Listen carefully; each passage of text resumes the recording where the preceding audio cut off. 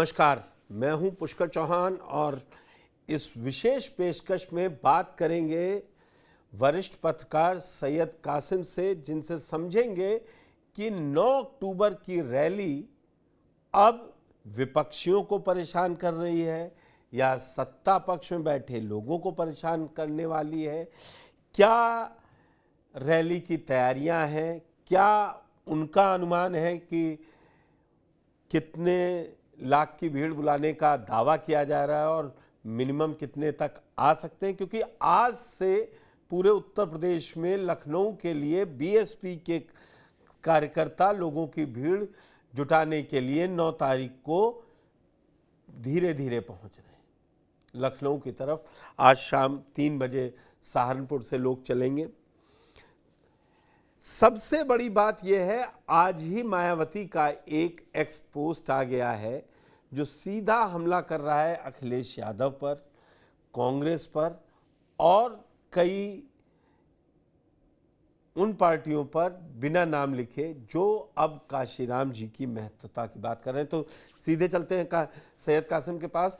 सैयद कासिम जी, आपका बहुत बहुत स्वागत है इस विशेष पेशकश में। क्या लखनऊ में क्या माहौल है बसपा का? कल आपका एक लाइन मैंने पढ़ी कि किसी ने आपको सपा के पूछा कि क्या बसपा भी आ सकती है, तो आपने उस पर बड़ा मज़ेदार जवाब दिया, तो अब आप दर्शकों तक भी पहुंचाइए TV9 यूपी यूके के। बड़ा इंटरेस्टिंग हुआ। मेरे बहुत अच्छे दोस्त हैं, समाजवादी पार्टी के ठीक ठाक नेता हैं, मतलब स्टैब्लिश लीडर हैं। आजम खान जब रिहा हुए तो इकलौते वही थे जिनकी बाइट्स आ रही थी जेल के सामने से। मैं नाम नहीं लूंगा लेकिन लोग समझ जाएंगे, मतलब खासतौर से मीडिया के लोग।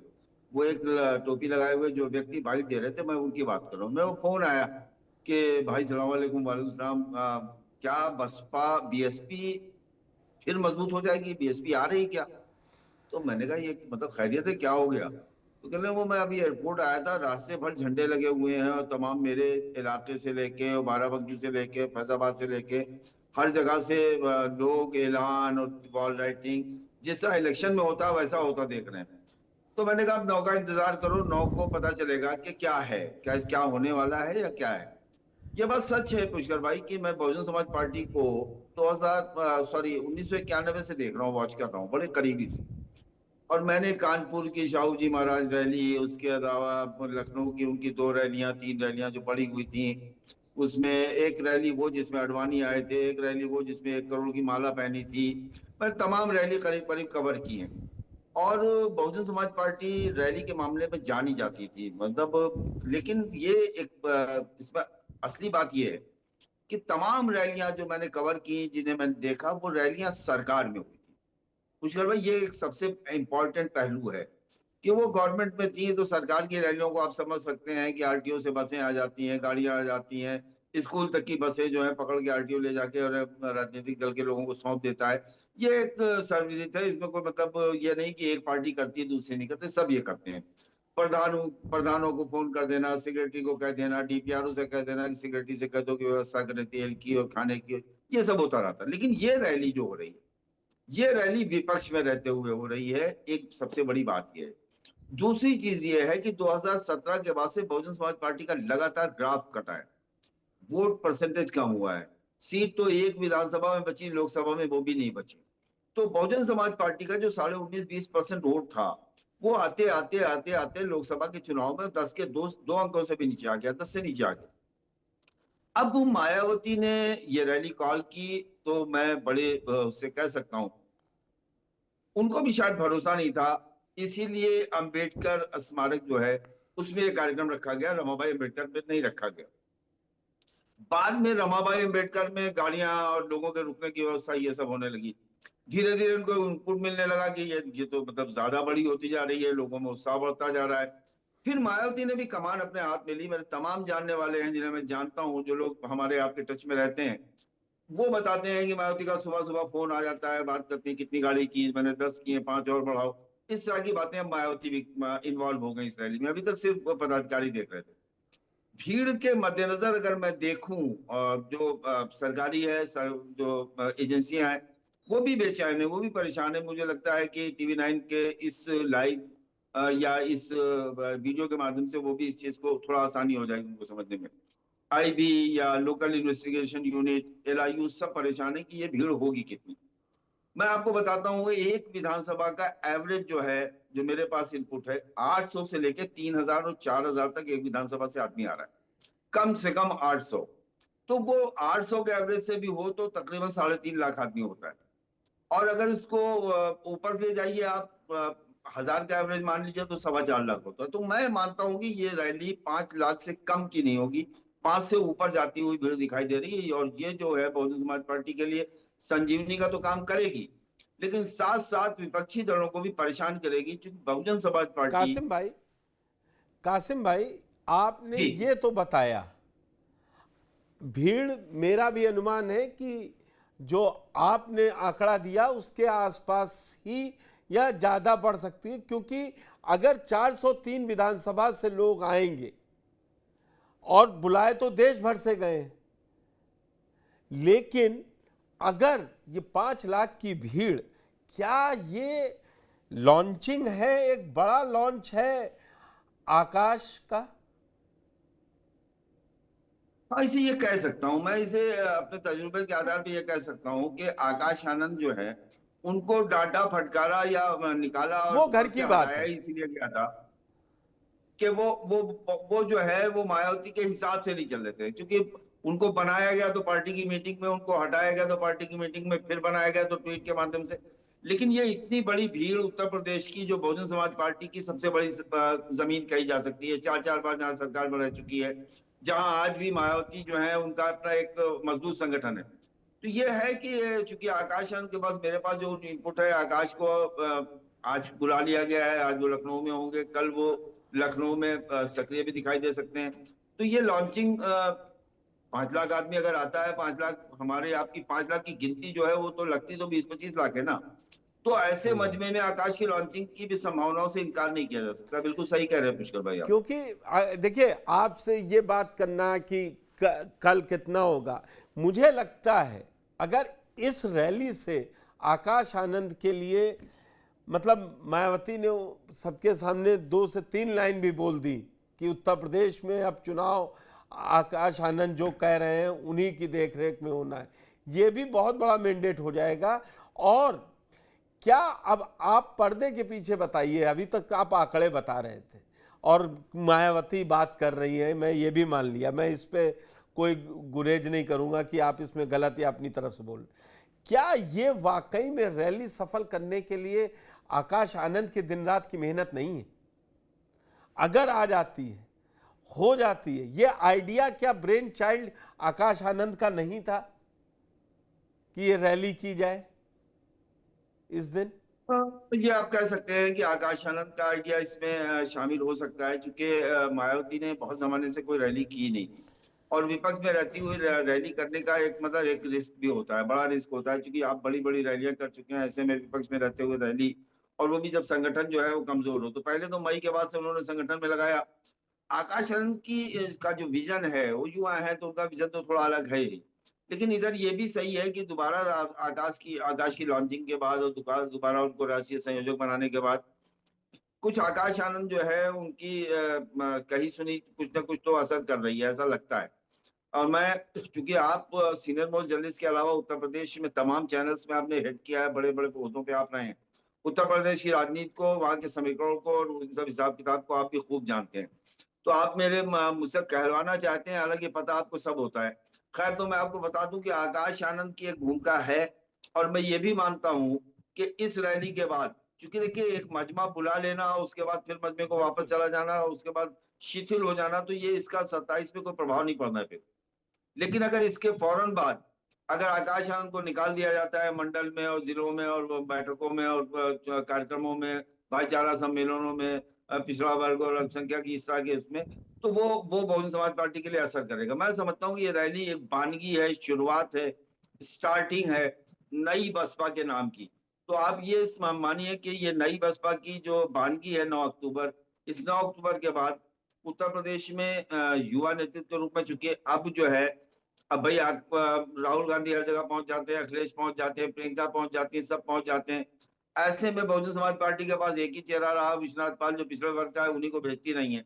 आकाश आनंद अगर ऐसे मौकों पे रैली कार्यक्रम सम्मेलनों में गए तो फिर वो जो एक उत्तर प्रदेश का राजनीति का जो समीकरण है सीधी लड़ाई का, वो बदलता हुआ दिखाई दे सकता है पुष्कर भाई। ठीक है कासिम भाई, अब सीधा वो सवाल कि इस रैली में भीड़ हो गई या एक्टिव हो गई मायावती अब मार्च 2027 तक, तो बुरा असर किस पे पड़ेगा, समाजवादी पार्टी या बीजेपी?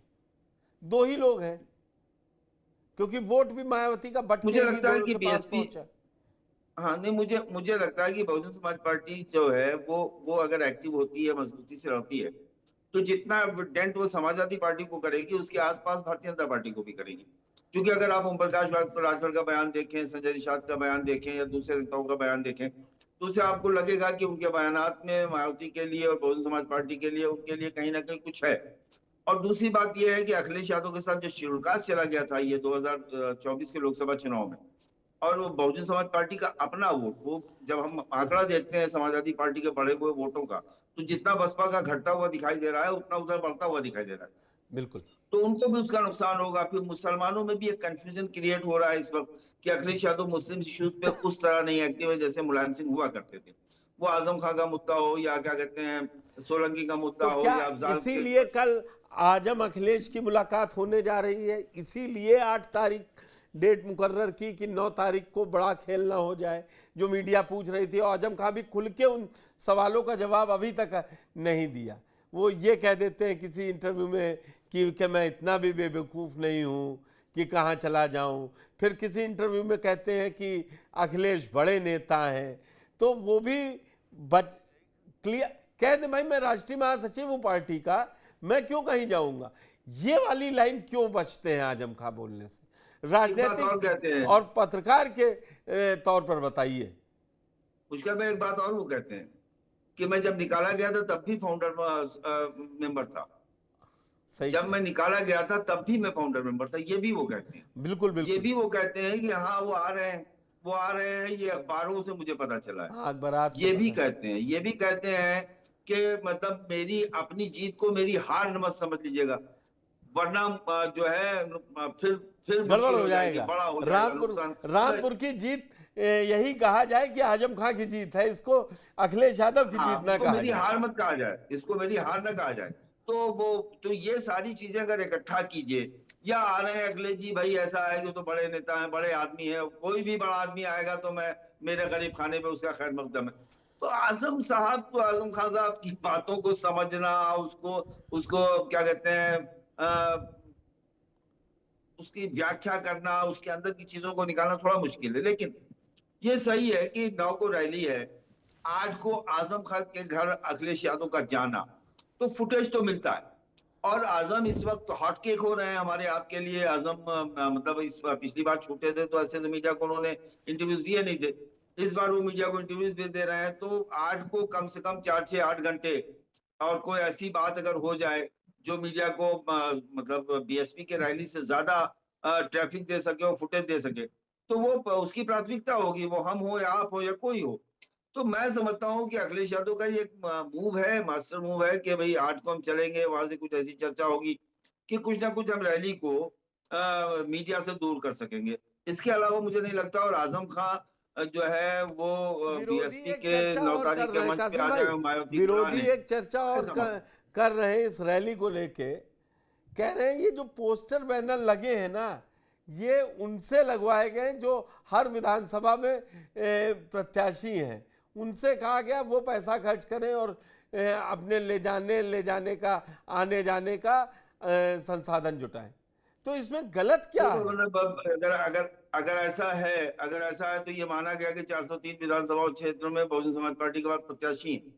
तो ये तो मतलब और ज्यादा अलार्मिंग है विपक्ष के लिए कि 1.5 साल पहले लोग 20-25 लाख रुपए खर्च करके बसें कर रहे हैं, उसके बाद पोस्टर और बैनर लगवा रहे हैं, उसके बाद लखनऊ लेके आ रहे हैं। तो ये तो उनके लिए चौंकने वाली बात है अगर ऐसा हो रहा है। मेरी जानकारी ये है कि 60-65 लोग जब हो जाते हैं 400-500 रुपए इकट्ठा करते हैं, एक एक आदमी अपना अपना, और उसके बाद जो 28-30 हजार रुपए बस का होता है वो देते हैं, बाकी 2-4 हजार खाने के लिए रखते हैं।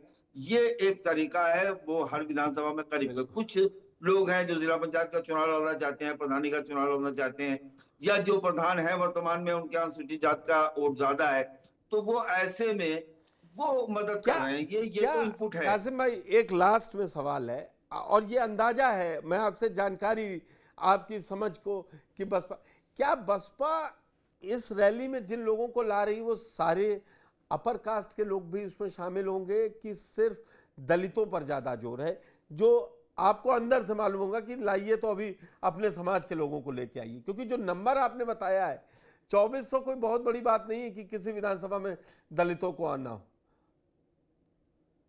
नहीं, वो देखिए ऐसा है कि पहले तो ये बूथ के हिसाब से इन्होंने रखा है, बूथ पदाधिकारी, सेक्टर पदाधिकारी, और उन पदाधिकारियों को प्राथमिकता यही दी गई है। लेकिन कुछ जिलों का मैं कह सकता हूँ, जैसे अम्बेडकर नगर से एक विधानसभा है जलालपुर, वहां से कुछ क्षत्रिय लोगों को मैं देख रहा हूँ कि वहां से आते हैं। हमारे अपने विधानसभा में रुदौली हमारी अपनी विधानसभा है, वहां से मैं देख रहा हूँ कुछ ब्राह्मण और क्षत्रिय आ रहे हैं। इसी तरह से अब ये बाराबंकी की एक विधानसभा है, कुर्सी और सतरी, यहाँ से भी वो तो लखनऊ से लगा तो पूरा जमा हो जाएगा मजमा।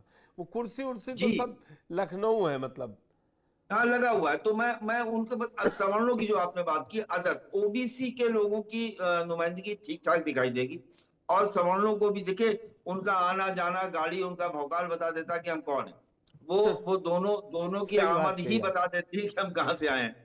तो वो मैं आपको जब 9 तारीख हो जाएगी, 8 की रात में हम लोग बात करेंगे। नहीं बिल्कुल करेंगे, बात कर लूंगा, मैं आपसे कल भी बात करूंगा, 9 की रात में भी बात करूंगा, और 10 को उसका क्या असर रहा, कुछ वो बातें पता चलेंगी जो मंच पर किसको डांट पड़ गई और किसको कहा गया जरा साइज में। 6 कुर्सियां लगी हैं। अब हर आदमी देखिए, अभी कुर्सियां लगी नहीं है, लेकिन मेरे पास खबर है कि 6 कुर्सियां लगेंगी। अब मैं इसी में लगा हुआ हूँ उधेड़बुन में कि 6 कौन लोग हैं जो मंच पे बैठेंगे।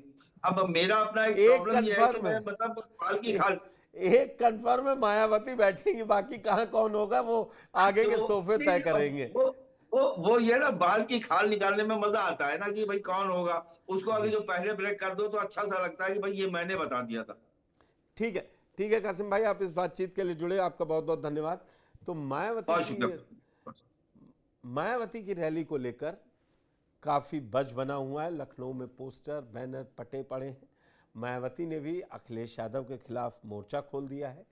कल रामपुर में अखिलेश और आजम की मुलाकात होनी है, फिर 9 को संगोष्ठी भी होनी है, चंद्रशेखर का भी अपना कार्यक्रम है लखनऊ में ही, लेकिन चर्चा मायावती की अंबेडकर स्मारक में होने वाले रैली की है, और लोगों की नज़र भी उस पर सबसे ज़्यादा है। धन्यवाद। कुछ तो सस्ता लो, सब बढ़िया लो, इसमें क्या खास बात है? थोड़े में ज्यादा स्वाद, यही तो है इसकी खास बात।